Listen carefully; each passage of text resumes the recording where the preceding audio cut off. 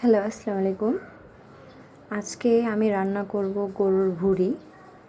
তো কিভাবে রান্না করা যায় চলেন দেখে নেই। প্রথমে আমি ভুঁড়িগুলোকে সুন্দর করে ধুয়ে নিয়েছি।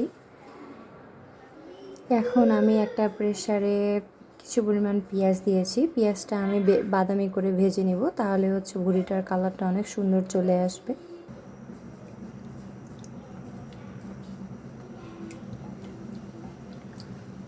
আমি এখানে তেলটা বেশি করেই দিলাম, কারণ পরে আমি আর কোনো তেল অ্যাড করব না।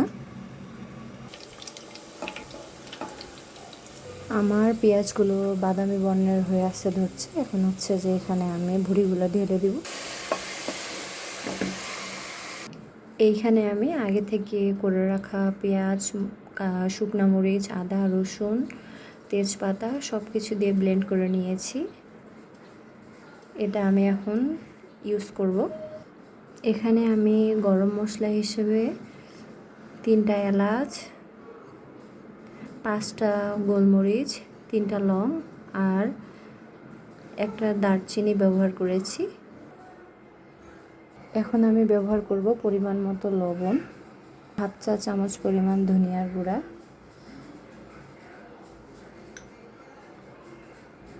হাফ চা চামচ পরিমাণ হলুদের গুঁড়া,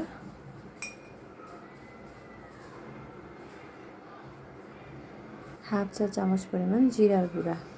এরপর আমি এখানে দিয়ে দিচ্ছি প্রয়োজন মতো পানি।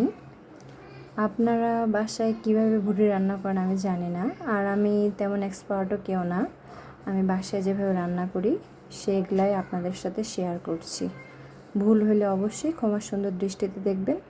আমি এখানে মরিচের গুঁড়া অ্যাড করিনি, কারণ আমার কারেন্ট মরিচগুলোতে হচ্ছে প্রচুর পরিমাণে ঝাল।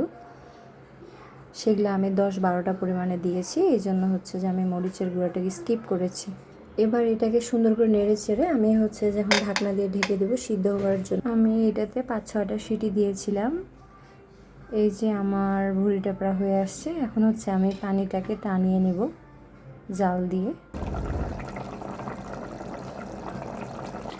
মাঝে মধ্যে এটিকে নেড়ে ছেড়ে দিবেন, যাতে হচ্ছে যে পুড়ে না যায়। আমার ভুঁড়ি রান্না প্রায় হয়ে আসছে। এগুলাতে হচ্ছে তেল ছেড়ে দিয়েছে। আমি আরেকটু ভালো করে কষিয়ে নিব। এই যে হয়ে গেল আমার গরুর ভুঁড়ির ভুনা। আপনারা বাসায় এভাবে ট্রাই করবেন। ভালো লাগলে অবশ্যই পাশে থাকবেন। আসসালামু আলাইকুম।